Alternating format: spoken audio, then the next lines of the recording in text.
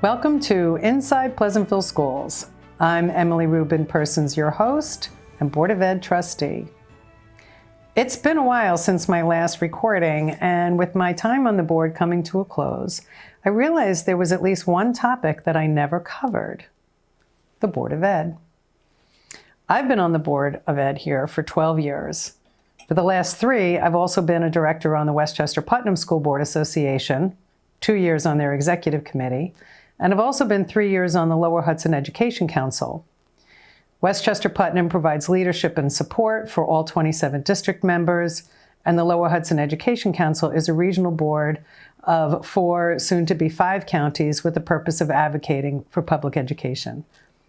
So in a nutshell, that means I've been attending a lot of meetings and doing a lot of reading over the years to stay current on the state education laws and raising my voice for you and the students in Pleasantville, and also around Westchester on the issues and laws surrounding education. It is humbling and very fulfilling work. Many wonder, what's required of a board trustee? Well, we don't tell the teachers what to teach, and we definitely don't tell the principals how to manage their buildings. And we're really not required to be experts in education. The board sets the policies, which is the what, and the superintendent figures out how to execute those policies. To me, I have felt it's my responsibility to ask questions to make sure that I fully comprehend all the details before casting my vote. You see, we have to approve everything that happens in the district in one way or another, be it changes to staffing, changes to educational programming, facilities work, budgeting. So to confidently approve anything put forward from the superintendent requires asking a lot of questions and getting clarity on the why behind any of those changes, all with a thought about how any change is going to impact the student, because it is all about the students and their educational experience. You know, even though the budget is one of the 3 areas of our direct responsibility, being a master accountant isn't required. Again, it's using our critical thinking skills to ask the tough questions about the why. Tell me more. What does this mean? And not letting up until fully understanding what is being presented. So again, one thing that's required of a board trustee is time to do the reading. We get lots of reading material from the superintendent and the school boards from Westchester and New York State, as well as news clips. We need time to attend the regular board meetings and any committee work that we're on. And we need time to be present and available to talk with you. Someone asked me a few years ago what I had accomplished on the board. You know, gee, so much. But it's important to note that the board is a collective, like a team. There is no I. While there are definitely things I have done on my own in my role as trustee, it's because I am part of the board, so I never felt comfortable taking individual credit. It's always we. And you, the Pleasantville School District, I feel, have had the good fortune that your board trustees have been motivated purely for the students, all the students in the district, no hidden agendas. As for accomplishments over the last 12 years, the Pleasantville Board of Ed has been very active advocates in the county and the state. We would often hear, "Pleasantville's in the house," when we would attend many of those meetings. A few accomplishments include reducing state testing from 3 days to 2 days, protecting the data privacy of our students from In Bloom, which was a Microsoft brainchild, countless meetings with legislators in Albany and in Westchester to raise the issues and also to educate them on the tax cap or special ed funding, marijuana legislation, gap elimination, and so many other topics. I got to present at the Education Council Roundtable on restoring full foundation aid, which we did eventually achieve. And within the district, a few of our accomplishments: having a budget that's below the tax cap every year, decreasing reliance on the fund balance, capital projects that enhance the safety of our students and staff, the HVA system, security vestibules, for example, adding more professional learning time on the calendar for our teaching staff. To be honest, while I had been regularly attending school board meetings, I wasn't truly aware of the wide range of work I would encounter as a board trustee and the connections I would make with our local legislators. There's also really important collaborative work with our other school districts. We all have our own culture, Chappaqua, Peekskill, Hastings, Croton, but basically we're all doing the same thing. We are providing public education to all the students in our district. So we look to support each other and get guidance from year to year from all the work that we do together. So you don't need to have any specific experience to be a school board trustee. We do all bring our own expertise, lawyer, architect, operations, small business owner, and we use that to support our superintendent with our 5 perspectives as she handles all that's required to run the district. So I'm sitting here now with our newest board trustee, Lucas Cascardo, and pose a question to you. Why did you run for the board? And now that you've finished 1 year, what's most surprising? Well, why I ran for the board was, one aspect of it was the fact that my children were sort of moving on in school. They were at the tail end of the middle school and going into high school. And my involvement with classes were becoming less and less, just by the nature of the kids, more of the kids' autonomy at those later stages. So I wanted to find a new way to engage with the school district. And this goes beyond just the educational realm, but even in athletics, that as kids get older, parents have less and less involvement. So I wanted to continue that. My friend, President Michael Bush, encouraged me to do that. There was an opportunity. There was 2 board seats open, Right. And I took that opportunity to jump into the mix. Right. So what has been most surprising to you after 1 year? Well, I think That's a loaded question, right?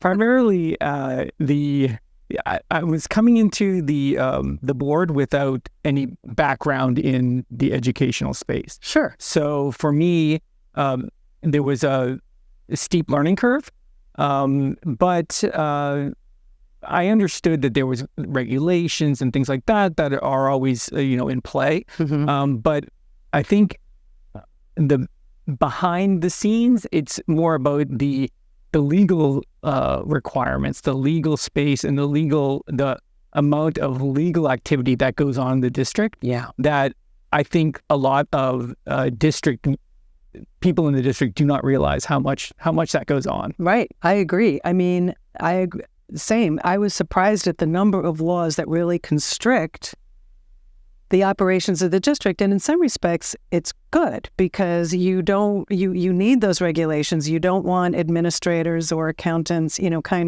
or even principals, kind of having full reign. There needs to be control. This is public education.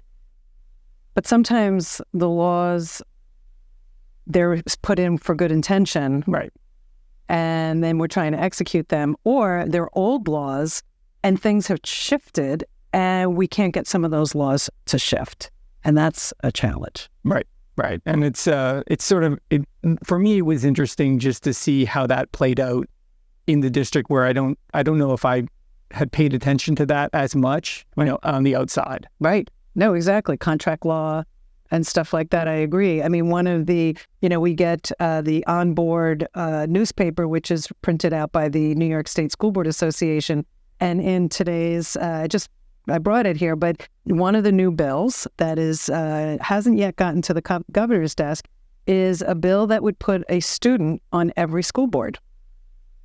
Sounds great. Wouldn't that be great? We're here for the students. Wouldn't it be great to have a student on every school board? But have it as a law? I can see these kind of challenges where having been a board member for just a year, it's my first year, that, you do see these things come up with good intention. Yeah. The same with the heat bill that is right. That's another new one that's going through the legislature. But how those things are implemented and how in a lot of times in certain circumstances, because, for example, we're a walking district, we don't have busing as an issue, but how that would affect the broader community, Westchester County, the schools, and that part of that, and how how they're able to implement those things. We may not have we may not have certain problems, but I think as a school district and as, Westchester County, we sort of speak as one voice, and we are concerned even with our neighbors, what our neighbors are doing and what our neighbors have to contend with. Yeah, it's a one size fits all that gets us into trouble when you look at how large New York State is, from the tip of the Hamptons to Buffalo and everything in between. The heat bill that you talked about, is if the heat gets too high, we have to close the school. Right. That's the simplest version, in a nutshell. Well, what happens to our 180 days that we're supposed to be in school? And what if a school district can't put in air conditioning? So, the bureaucracy is what, I'm always worked for myself. So to be involved in this level of bureaucracy was a challenge for me. Yeah, and then these kind of issues, like, for example, the heat bill, we're just a couple of months removed from that. We didn't have air conditioning in the middle school. Right. This would have affected us immensely. Right. And now it may not have as much impact, but a lot of schools will have to contend with this. Right. So we just skirted possibly any issues, maybe, but we don't know what the end result will be with this bill. Right. No, I agree. What are some of the things in this last year that you've enjoyed? I mean, you're an architect, so I think you're on we have a new committee, the facilities committee. So, does your work bring, because there's so many rules, again, back to the rules and regulations schools have to follow. So how does your personal experience help with the facilities? I think, having to deal with regulations and codes and things like that that's my world. But with the committees that I'm on the facilities committee along with Michael Bush. I'm a technology liaison. Okay. As well as the liaison to BOCES. Oh, okay. So it's been interesting. I've learned a lot within those three those committees. I've learned a lot. And what's nice about that is it's not just me interfacing with the person responsible with that in the district, but they bring in students, they bring in other faculty members. Mm-hmm. So you get to hear more of a back and forth. I'm not so much contributing to like the direction of the conversation, but I'm sort of like a fly on the wall, and I can hear concerns and see how these things develop, and it's interesting. It is. And that's, bringing in all the different voices. It is a very collaborative approach because, with facilities, you can't just change a field. You can't just build a building. There's like so many things that are involved. And, so here you're on 3 committees. I'm on a few committees. I'm on the wellness. Well, I'm on the West PUD, as I mentioned. And, for some school districts, like we only have a 5 trustee board. Some school districts have 7, and some school districts actually even have 9. Right. So that opens up a different level of committee work. Like we can't be on too many committees together because then we would have a quorum and that wouldn't work. So you can really only have one person on a committee. We don't have that many committees for that reason, but we do all sit on the audit committee, which manages the budget. And then there's other ad hoc things that come up. I know a couple of years ago, the superintendent and Dr. Faggio ran a AI kind of workshop that I attended that was talking about AI. So there's a lot of different things that come up throughout the year. And that happens to be one of the issues that in the technology committee that we have been discussing almost exclusively now through my year on that committee. So that's coming very quickly into the educational space, and we're going to have to, there are going to be a lot of policies, and it's just growing fast now. So we have to see where this heads and what we have to do. Yeah. I mean, what happens if a student is using AI to write papers? What happens if a teacher is using AI in a way that's not appropriate? But on the other hand, I remember from that meeting, from that workshop, so for example, a teacher, can use AI to come up with creative way for teaching a lesson. And, after, sixth grade math or, fourth grade social studies, it's nice to get a little input from another source, but it all has to be appropriate and legal. So in some respects, being on the board is the ultimate volunteer role. I mean, all school districts operate, need the volunteers, I didn't realize how much time I would spend. I think it's approximately 10 hours a week. I don't know. It sounds about right. Is it about right? I would say that it is manageable if you're working, it is manageable. I think, my experience this past year, my take is that, most of the public facing things obviously occur after, business hours. So we have, evening meetings on Tuesdays. If anyone, wants to come by, we're always it's an open meeting. Yeah. But there's a lot of behind the scenes also work that we have to do, and a lot of education of ourselves. For me, for example, to learn about the policy, the just about that educational space that I was talking about is something that, for me that was a steep learning curve because I didn't have experience in that. It is a steep learning curve. I mean, as I said before, you don't have to be an education expert to be on the board. In some respects, I know some board trustees around Westchester County who are teachers in another district, and then they're on their board in their home district, so there is a benefit to that. But for some, it could be a hindrance because you might have only one thought, well, it needs to be this way, whereas not having that, just being a parent or having been a former student ourselves, it gives us a perspective. And I think to some degree that's our role, to help the superintendent or, provide even, on occasion when there's workshops or the retreats that we have with the administrators, it's an opportunity to say, well, what does that mean? Or tell me more, like, how's that really going to work? Which all of us have in our own work. The team helps to, in that collaborative way. Mm-hmm. What are you looking forward to? Wow. Well, now that I have a little bit of a foothold, I am, I'm definitely interested in continuing in on the technology committee. Mm-hmm. I do enjoy the facilities committee. I think that it's a sort of, you see where the state of our school is. Yeah. There are other committees that the other members are part of, but I think that for me, I would I'm looking forward to continuing those roles, and seeing what's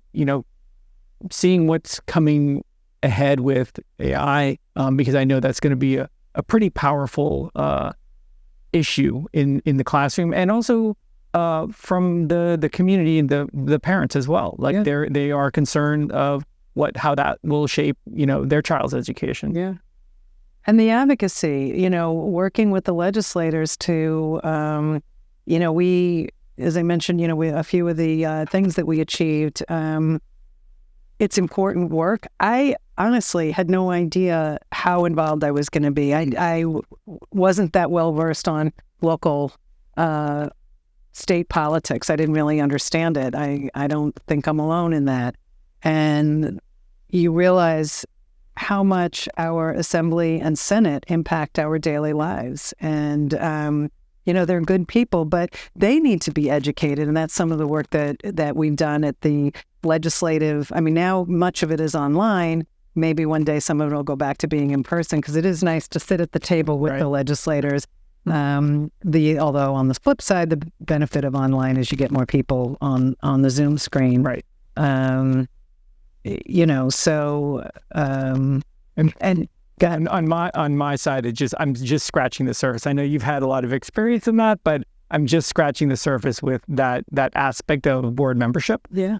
So I'm looking, forward as well to sort of get more involved in that this second year. Yeah. And we'll see how that turns out. Well, Pleasantville has a reputation of being strong advocates, so you have to pick up the slack. as I move on. So, anything else you want to? Did I? I'm just had a great first year. A tremendous learning experience. I would to reach out to the community and say that, please don't hesitate to, if you see me or see other board members, to reach out, engage with us, ask questions. If you're looking for something to do, there are so many opportunities in Pleasantville, in the school district, that everyone's looking for a hand. And the more hands we have, the lighter the load. And it really is. It's so important to maintain the volunteer aspect of the district, as well as bringing more people into the fold. And I hope to see more people. It enhances the experience of our students. Our budget can only manage so many things, and our parent committees, our parent community, the FOPA, the PTAs, et cetera, they enhance what is already being done through the budget. And I agree with you. Things have changed. More people are working, but, a lot of things happen, as you said, after hours, behind the scenes. So there is always opportunity. I